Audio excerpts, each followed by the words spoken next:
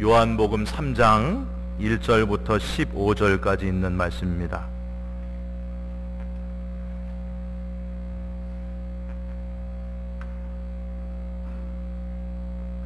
한 절씩 교독해서 1절부터 15절까지 교독하시겠습니다. 그런데 바리새인 중에 니고데모라 하는 사람이 있으니 유대인의 지도자라.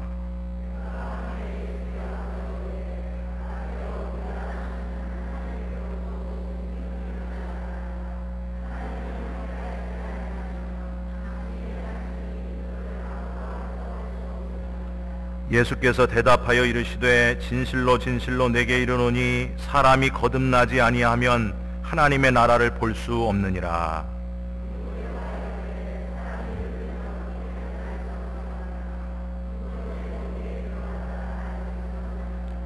예수께서 대답하시되 진실로 진실로 내게 이르노니 사람이 물과 성령으로 나지 아니하면 하나님의 나라에 들어갈 수 없느니라. 내가 내게 거듭나야 하겠다 하는 말을 놀랍게 여기지 말라.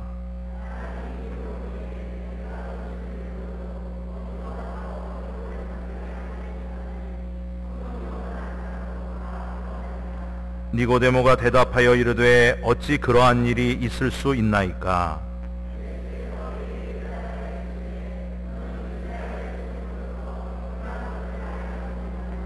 진실로 진실로 내게 이르노니 우리는 아는 것을 말하고 본 것을 증언하노라. 그러나 너희가 우리의 증언을 받지 아니하는도다.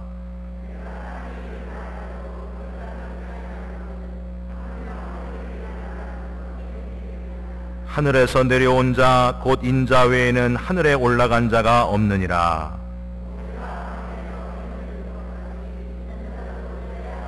함께 읽습니다. 이는 그를 믿는 자마다 영생을 얻게 하려 하심이니라. 아멘. 오늘 요한복음 3장 1절부터 15절까지 있는 말씀으로 정말 성도 맞습니까?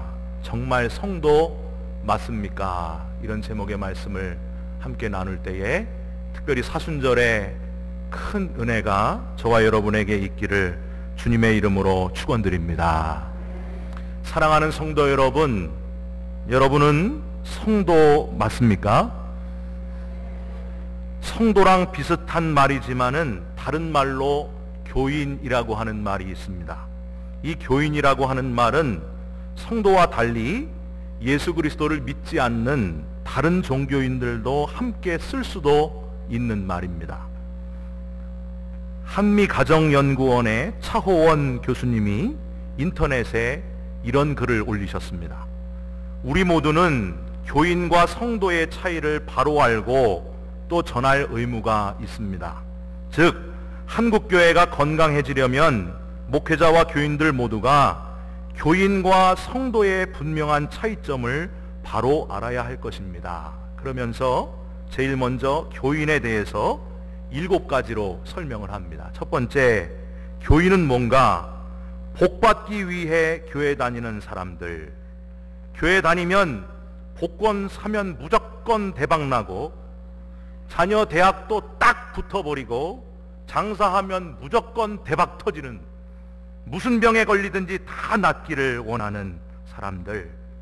두 번째는 자기 편한 대로 살면서 교회 다니는 사람들. 세 번째는 지구 오염에 대한 생각 없이 마구 쓰고 버리면서 사는 사람들. 네 번째는 이웃에 대한 배려가 전혀 없는 사람들.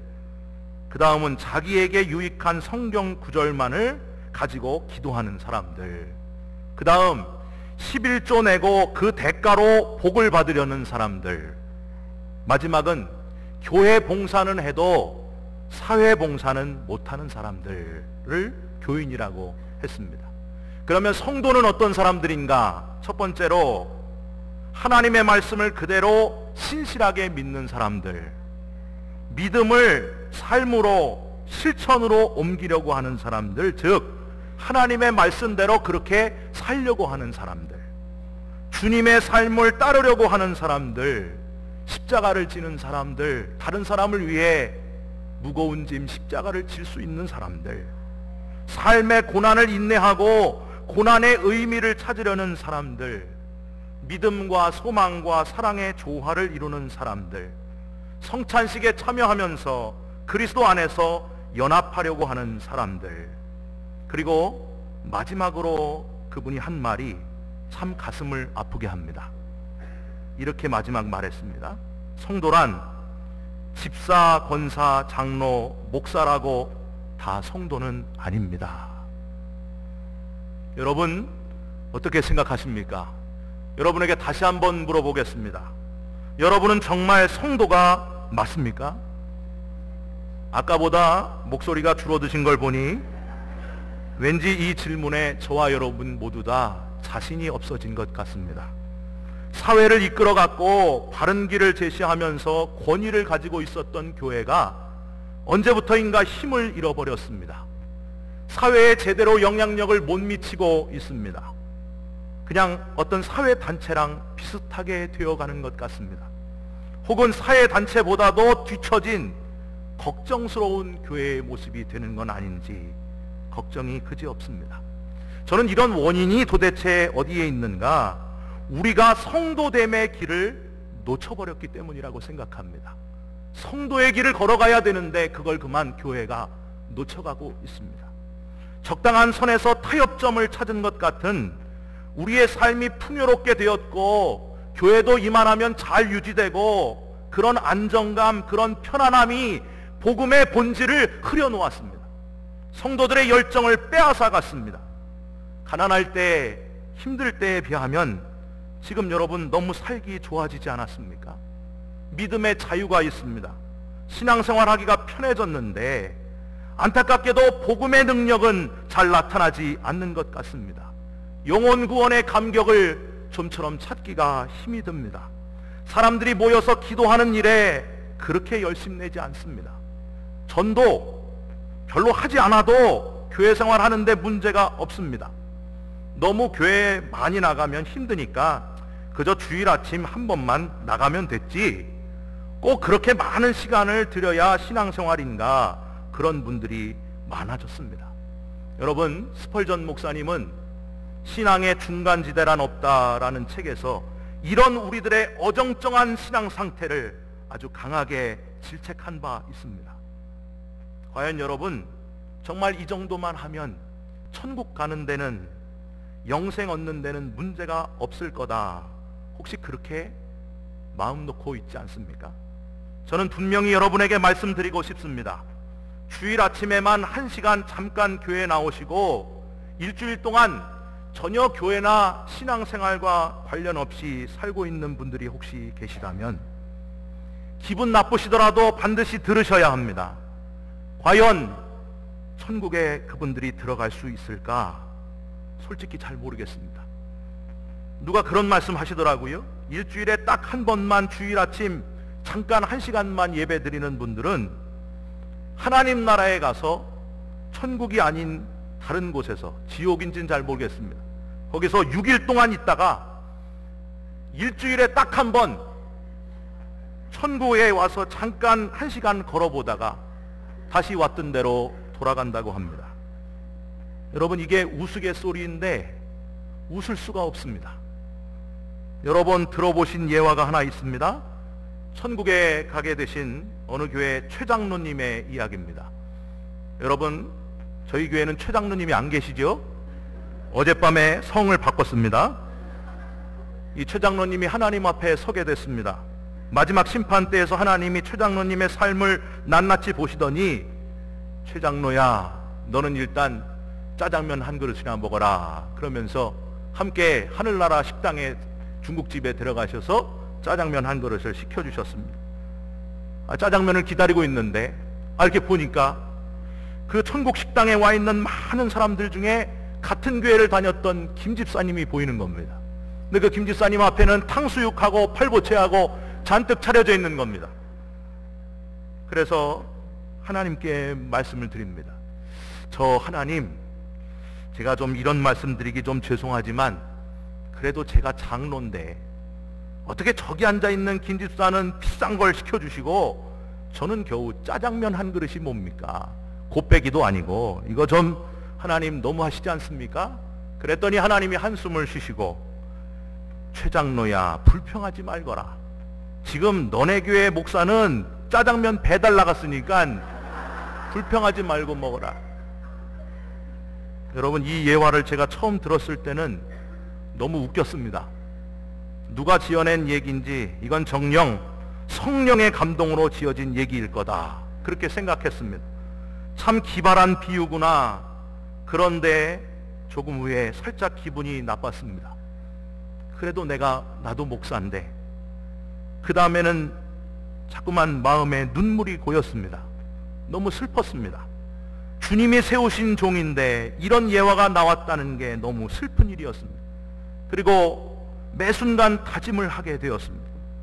집사, 권사, 장로, 목사보다 더 중요한 것은 교인으로 살지 말고 성도로 살아야 된다. 그걸 마음에 다짐하게 됐습니다.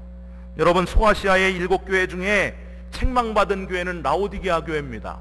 너희가 덥지도 않고 차지도 않고 미지근하여 내가 너희를 내치리라, 그렇게 말씀들은 어정쩡한 교회. 여러분, 지금도 이렇게 어정쩡한 라오디게아 교회 같은 사람들이 우리 주위에 많다고 하는 겁니다. 과연 영원한 하나님 나라에 넉넉히 들어갈 수 있을까? 목사로서 그럴 거라고 말할 자신이 없습니다. 하나님이 봐주실 거다, 영생은 얻으나 겨우 들어갈 것이다, 그렇게 표현하고 싶지도 않습니다. 왜냐하면 하나님은 어정쩡한 하나님이 아니시기 때문입니다.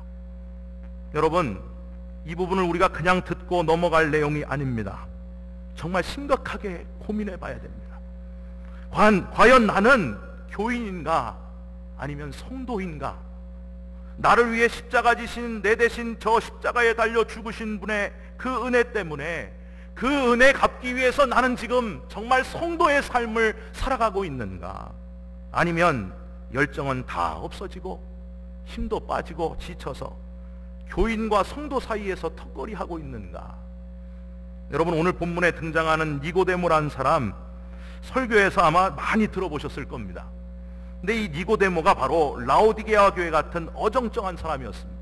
덥지도 않고 차지도 않고 알기는 많이 알았던 사람, 율법에 정통한 사람이 니고데모였습니다. 그런데 니고데모는 가만히 있지 않았습니다. 자신의 이 어정쩡함을 이제는 해결해 보려고 어쨌든 몸부림을 쳤습니다. 저는 오늘 이 니고데모의 장점을 먼저 나누고자 합니다. 이 니고데모는 영적인 갈망을 가지고 밤에라도 주님을 찾아온 사람이다, 그런 말씀을 여러분과 함께 나누고 싶습니다.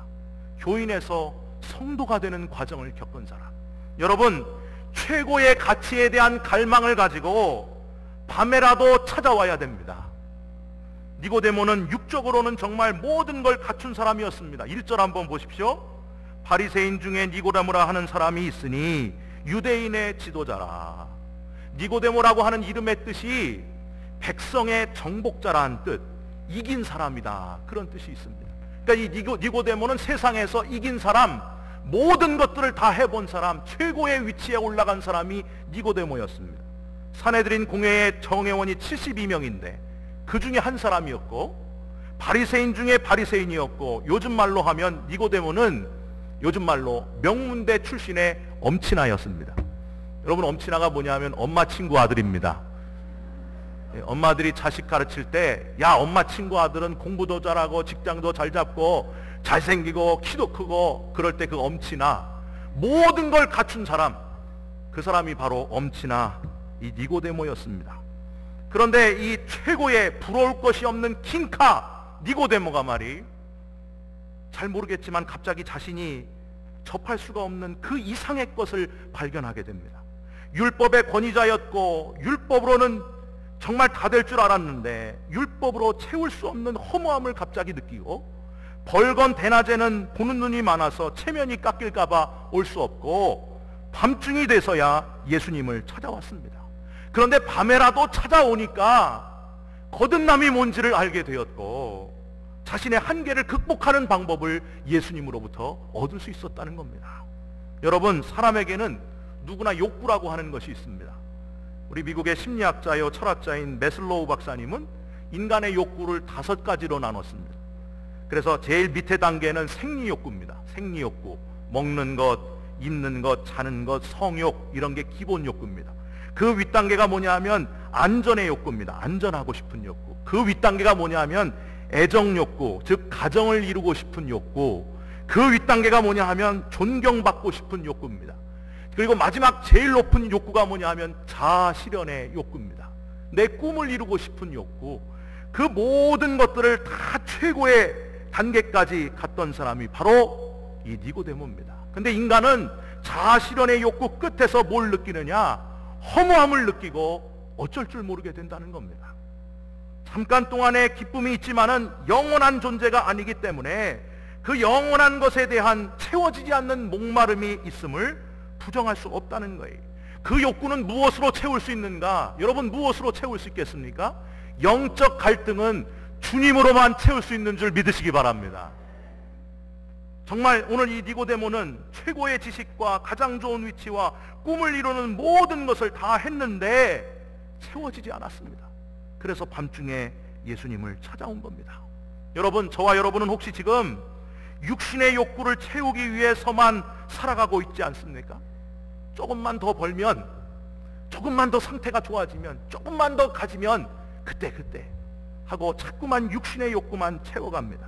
그러다가 어느 날 하나님께서 오늘 밤에라도 내 영혼을 부르시면 아무것도 가져가지 못하는 것이 우리 불쌍한 인생인데, 사람들은 자꾸만 이 땅에 모든 것이 있는 줄 알고 여기 투자하고 살아갑니다. 여러분, 갑자기 기회를 잃어버릴 수도 있습니다. 미루지 마시기를 바랍니다. 바로 지금 그 이상의 것을 추구하려는 갈망이 저와 여러분에게 있으시기를 부탁드립니다. 그런데 아직 니고데모는 이 영적인 갈망이 뭔지는 정확하게 잘 모르고 있습니다. 2절에 보십시오. 밤중에 예수님께 와서 처음 한 말이 랍비여, 우리가 당신은 하나님께로부터 오신 선생인 줄 아나이다. 하나님이 함께 하시지 아니하시면 당신이 행하시는 이 표적을 아무도 할 수 없음이니이다. 여기서 이 니고데모가 이야기하는 하나님은요, 정치적인 이스라엘 왕국을 이루시는 하나님이셨습니다. 그래서 예수님을 선생이라고 표현하고 표적에 놀라서 감탄하고 있는 겁니다. 여러분, 우리가 생각하는, 지금 우리가 믿는 영혼을 구원하는 구원의 하나님이 아니라 니고데모는 찾아오기는 했는데 이스라엘 왕국을 다스릴 그런 하나님, 왕적으로 정치적인 그런 왕국을 지금 생각하고 있는 겁니다. 여러분, 예수 안 믿는 사람들도요, 예수 믿는 사람들에게 놀라운 일이 일어나면 감탄합니다. 아, 하나님이 하셨구나 말하기는 하지만 그들이 말하는 하나님은 어떤 하나님이에요? 영혼을 구원하는 하나님이 아닙니다. 신기한 기적을 이루시는 초월적인 힘의 능력의 하나님일 뿐입니다. 지금 니고데모가 그런 상태로 주님과 이야기를 하고 있는 겁니다. 그랬더니 예수님이 3절에 그런 나라가 아니다. 거듭나지 아니하면 하나님의 나라를 볼 수 없느니라. 지금 눈에 보이는 하나님의 이스라엘 왕국을 말하는 니고데모에게 그게 아니다. 내 나라는 네가 생각하는 나라가 아니라 거듭나야만 볼 수 있는 나라요, 영원한 하나님 나라, 영생의 나라다. 그걸 이야기하고 있는 겁니다. 여러분, 영원한 하나님 나라와 하나님의 영광을 위하여 살아가시기를 주님의 이름으로 부탁드립니다. 그래야 성도가 되는 겁니다. 하나님 나라의 확장을 위하여 온 세상에 복음이 전파되는 것이 저와 여러분의 인생의 목적이 됐으면 좋겠습니다. 그래야 교인이 아니라 성도로 살아갈 수 있는 겁니다. 두 번째로, 예수님께서 누구신지 정확히 알아야 됩니다.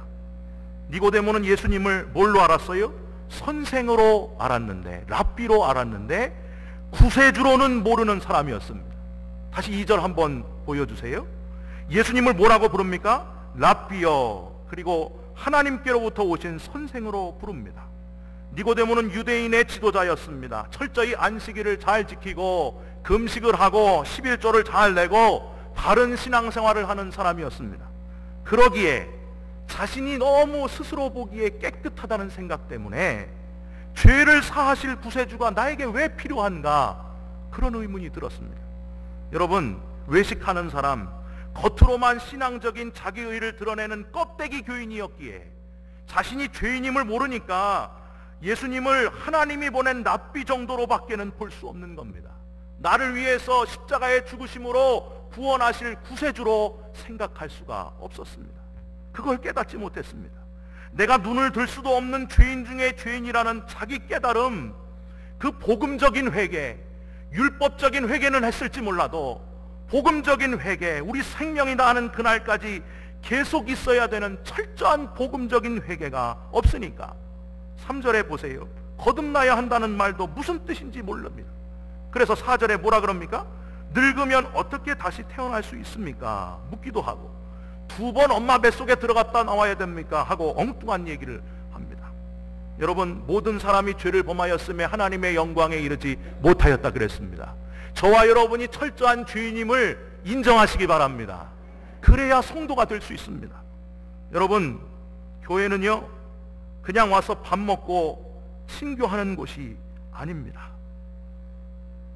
잘 몰랐는데 내 안에 발견된 더러운 이 죄성, 내가 철저히 죄인임을 깨닫게 되고 저 십자가에서 내가 죽어야 되는데 내 대신 죽은 신분의 그 핏값으로 인하여 구원받았으니 그 은혜를 어찌 갚을 수 있을까?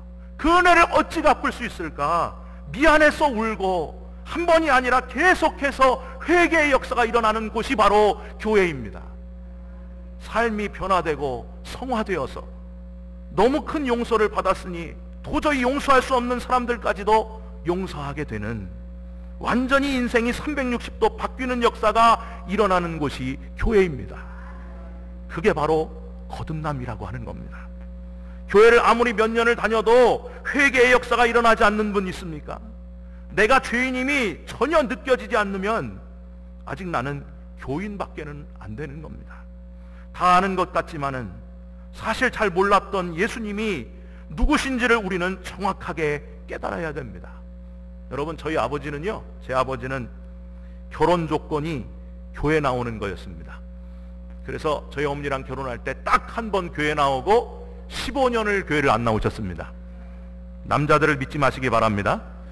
근데 저희 아버지가 왜 그랬느냐, 자주 저에게 하신 말씀이 있어요. 야, 왜 서양에서 들어온 신을 믿느냐? 다른 사람에게 피해 안 주고 선하게 살면 되는 거지 왜 서양 신을 믿냐? 동양에도 한국에도 신이 많은데 왜 그러냐? 야, 너 이름이 선기 아니? 제 이름이 선기인데 그거 착할 선자 그거 내가 지어준 건데 착하게 살면 되는 거지. 그러면 어디 극락 가는 거지.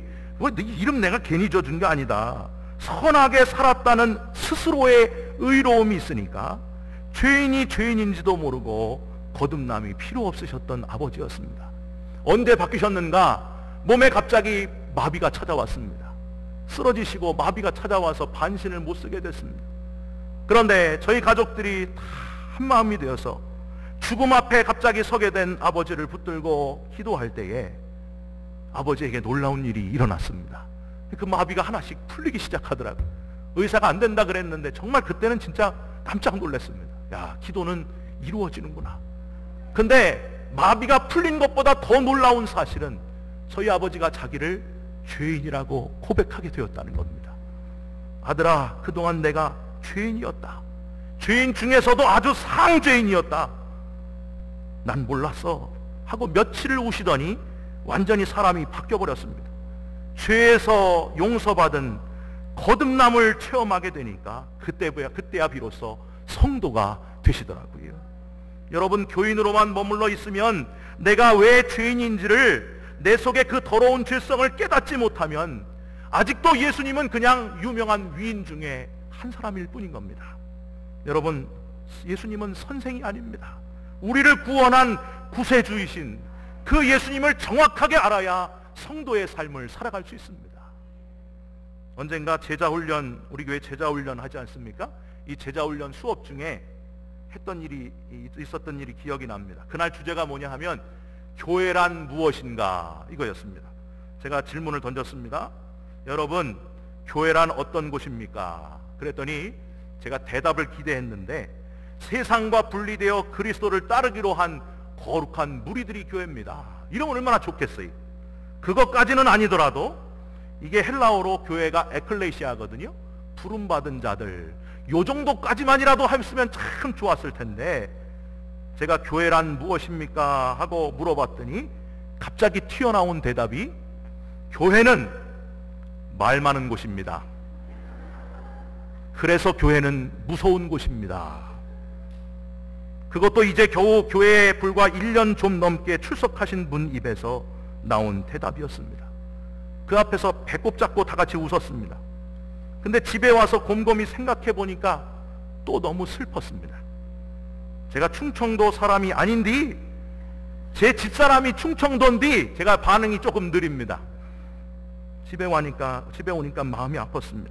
그분이 1년 동안 본 교회의 모습은 말 많은 곳, 상처받는 곳, 무서운 곳이었습니다. 그게 너무 가슴이 아팠습니다.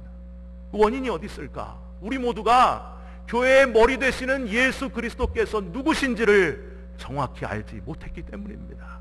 아무리 죄 많은 사람들이 다 모여도 한 분 예수 그리스도로 인하여, 구세주 예수 그리스도로 인하여 구원받은 자들이 하나 된 공동체, 그게 교회인데 그걸 모르기에 교회는 상처받는 곳, 무서운 곳, 그런 곳이 되어버렸다는 겁니다.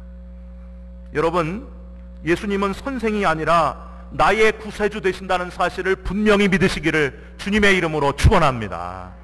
교회가 말 많은 곳, 무서운 곳이 아니라 나의 구세주를 만나는 곳이 되시기를 주님의 이름으로 부탁드립니다. 마지막으로 예수님께서 말씀하시기를 거듭난 사람은 물과 성령으로 난 사람으로 예수 그리스도를 믿는 사람이어야 한다, 그렇게 말씀하셨습니다. 예수님은 갸우뚱하고 무슨 말인지 도무지 모르고 있는 이 니고데모에게 다시 거듭남을 설명하십니다. 5절을 한번 보세요. 예수께서 대답하시되 진실로 진실로 내게 이르노니 사람이 물과 성령으로 나지 아니하면 하나님의 나라에 들어갈 수 없느니라. 아무리 물로 세례를 받았어도 영으로 나야 된다. 겉으로만 교인 되는 게 아니고 성령의 사람, 영의 사람이 돼야 된다. 6절에 성령은 육에서 나지 않았다. 8절에 바람이 임의로 불매, 즉 바람처럼 성령은 알 수 없는 분이요 우리의 한계를 뛰어넘는 분이시다. 9절에 아직도 니고데모는 답답하게 어찌 그러한 일이 있을 수 있나이까 하고 물으니까 예수님이 다시 10절에 너는 이스라엘의 선생으로 이러한 것들을 알지 못하느냐. 그렇게 율법의 전문가라는 사람이 왜 이런 거듭남의 진리, 성령의 역사를 모르고 있느냐. 껍데기는 아는데 알맹이는 모르는구나. 12절에 내가 하늘의 일을 어떻게 믿겠느냐. 13절 하늘에서 내려온 자 예수 그리스도. 15절 그를 믿는 자마다 영생을 얻게 하려 하심이니라. 니고데모, 네가 지금 보는 것은 여러 가지 역사는 네가 지금 나를 보고 있는데 바람 같은 성령의 역사하심인데 그 주인공이 바로 나다. 나를 믿는 자는 죽어도 살겠고 살아서 나를 믿는 자는 영원히 죽지 아니하리라. 여러분, 물로 세례받은 데서 그치면 교인밖에 될 수 없다는 겁니다. 물로 세례받은 데서 만족하지 말고 성령의 임의로 바람같이 역사하시는 그 성령의 역사를 체험하시기를 주님의 이름으로 부탁드립니다. 성령의 역사를 체험해야 비로소 성도의 삶이 되는 겁니다. 신앙의 참 기쁨이 거기에서 느껴지는 겁니다. 여러분, 결혼만 했다고 부부가 아닙니다. 여기 젊은이들이 계시죠? 결혼만 하면 난 부부가 된다 이렇게 생각하는데 결혼만 했다고 부부가 아니고 살면서 울었다 웃었다 별의별 일을 다 경험하면서 성숙한 사랑을 하게 되는 것이 바로 결혼 생활입니다. 이젠 내 맘이 그 맘이고 그 맘이 내 맘인 것, 척하면 착하는 것이 결혼입니다. 그게 결혼입니다. 물로 세례를 받은 것, 결혼식만 했다고 성도가 되는 것이 아닙니다. 성령의 역사하심을 따라서 성령과 함께 울기도 하고 웃기도 하고 사랑을 완성해 가는 것, 그게 바로 성도의 삶이라는 겁니다. 예전에는 아무 생각 없이 지었던 죄들이 이젠 점점 싫어지십니까? 예전에 남을 비판하고 정죄하는 게 당연했는데 이제는 그렇게 하면 속이 불편합니다. 그게 정상입니다. 성령의 역사로 지금 성도가 되어가는 과정 중에 있으신 겁니다. 여러분, 하나님과 권태기가 오신 분 있습니까? 더 이상 서로에게 아무런 의미가 없으십니까? 차라리 헤어질까 고민 중이십니까? 하나님의 음성을 들은지 까마득하지 않습니까? 성령의 역사를 놓쳐버렸기 때문입니다. 여러분, 내가 정말 성도인지 다시 한번 고민해야 됩니다. 아무 고민도 없고 아무 관심도 없고 일주일에 한 번 잠깐 1시간 만나는 부부, 그것도 만나서 거의 무관심, 무반응인 부부, 과연 부부라 할 수 있습니까? 저는 여러분에게 지금 결혼 주례를 하는 게 아닙니다. 사랑하는 성도 여러분, 교인으로 머물러 있지 마십시오. 성령과 함께 울기도 하고 웃기도 하고 한참 울고 있을 때에 위로하시는 성령을 느끼기도 하고, 때로는 억울함을 당해서 괴로우나 참아보려고 하고 용서하라는 것도 해보고 하면서 저와 여러분의 신랑 되시는 예수님과 정이 흠뻑 드시기를 주님의 이름으로 부탁드립니다. 성령의 사람, 거룩한 성도로 회복되시기를 주님의 이름으로 부탁드립니다. 교회 전승에 의하면 이 니고데모는 결국에 유대인들에 의해서 순교당하셨다고 합니다. 여러분, 성도는 좁은 길을 걸어가는 사람입니다. 주님이 다시 오실 때까지 십자가를 지고 쉽지 않은 길을 걸어가는 사람이 성도입니다.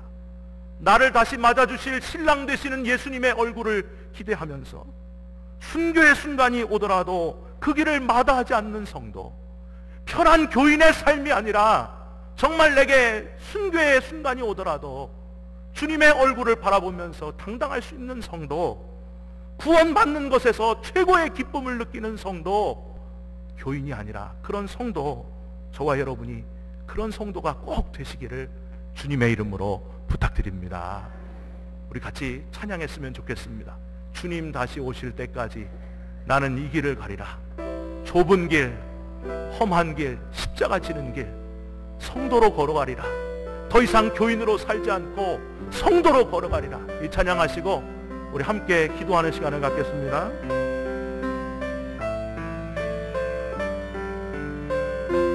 우리 가사의 의미를 생각하면서 찬양합시다. 주님 다시 오실 때까지 나는 이 길을 가리라. 좁은 문, 좁은 길, 나의 십자가 지고 나의 가는 이 길 끝에서, 나의 가는 이 길 끝에서 나는 주님을 보리라. 아멘. 영광의 내 주님 나를 맞아주시리. 주님 다시 오실 때까지, 주님 다시 오실 때까지 나는 일어나 달려가리라.